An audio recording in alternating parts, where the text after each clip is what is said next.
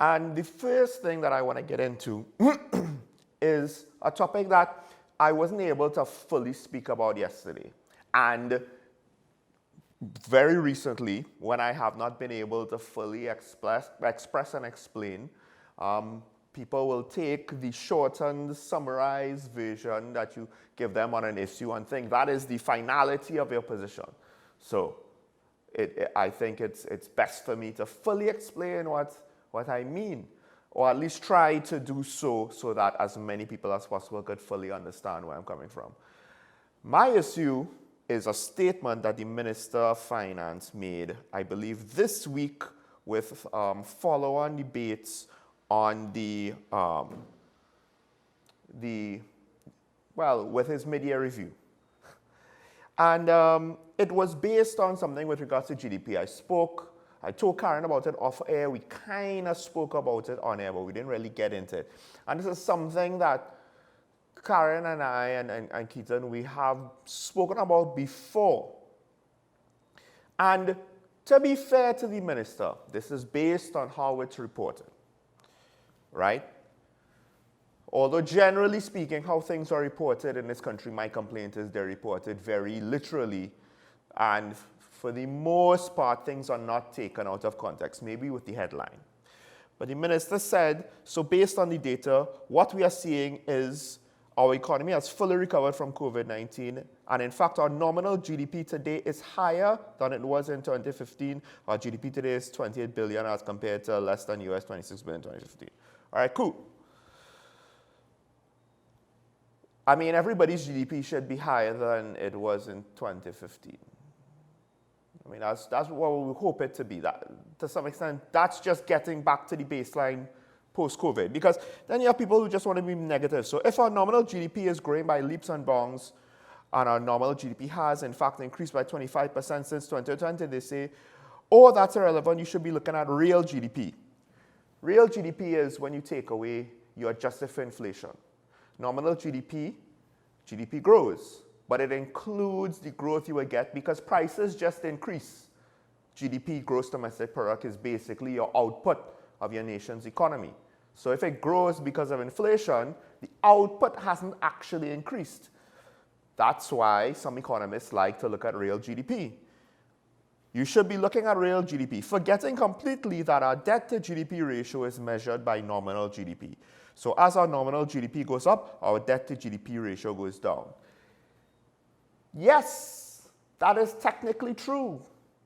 That is technically true because as inflation goes up, you know, the value of your loan goes down. The value of the money spent to pay back the loan also technically goes down because the purchasing power goes down. But the amount you have to pay back does not compensate higher.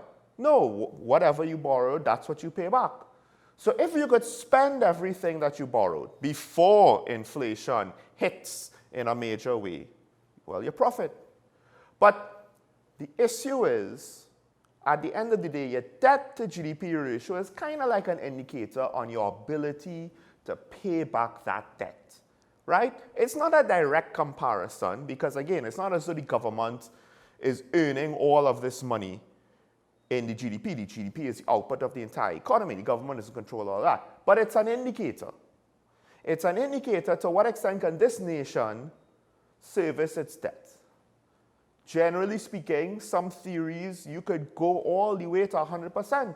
Or, in some cases, I think Japan is at the 200 mark, well over 100. High-end economies are at or somewhat over 100. And you could do that for a time. How long you could sustain that is not necessarily well known. We stay, ideally no more than the 70 to 80% range, somewhere around there, for an economy as large as ours in very basic theory. But first of all, our GDP is growing because we're coming out of a pandemic. So just reopening things is going to increase our GDP because it's output that we might not have had in 2020 when businesses shut down, right? If my farm wasn't producing because for whatever reason, maybe I was stuck in a foreign country, and I reopen my farm, I reopen my shop, I reopen my car repair garage, I am now able to do my job as a waiter, do my job as a chef, do my job as a domestic housekeeper. That adds output to GDP. So just reopening the economy caused growth. But then also is the fact that economic activity was not the same when we now reopen. So we have to work back there. That also is going to technically increase GDP. And yet it's going to seem like a big number because we're working back to where we were. So there is that. But then there's also the fact that, look, yes, technically, you can say that inflation will decrease our debt to GDP ratio. Yes, it does kind of work that way.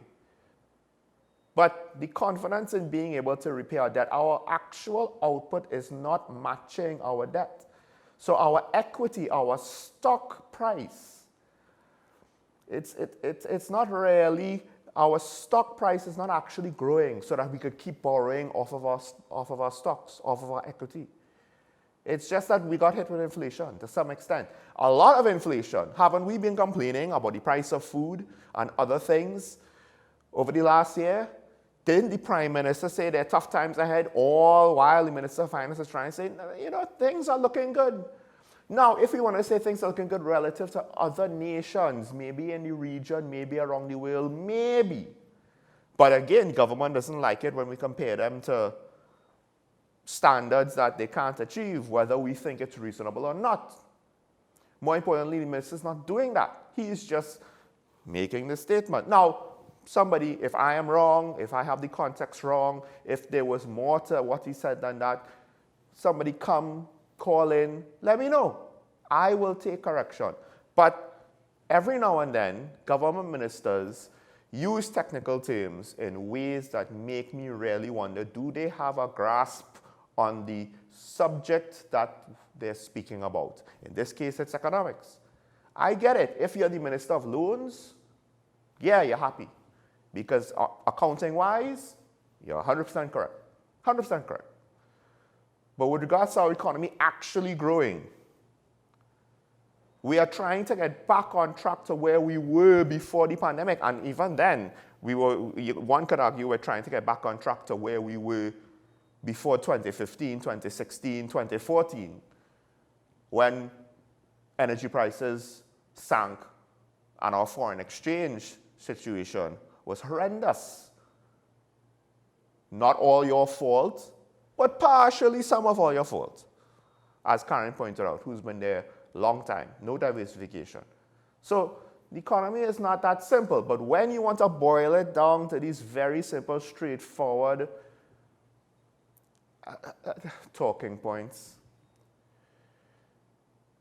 it doesn't paint the full picture. This is a complex thing, and I would have more confidence in a minister who didn't talk about such a technical topic like a politician, aka like a used car salesman.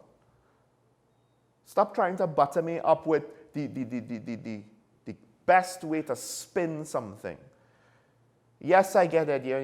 As Keaton always says, you have to be careful with causing people to lose confidence just with your words. That's true. That's true. All public figures have to be careful about that. But we get mixed messaging. More importantly, people feel the pinch, and then they hear this, and they can't put 2 and 2 together, because 2 and 2 can't equal 5, but that's what this is more or less saying. And we end up in this situation.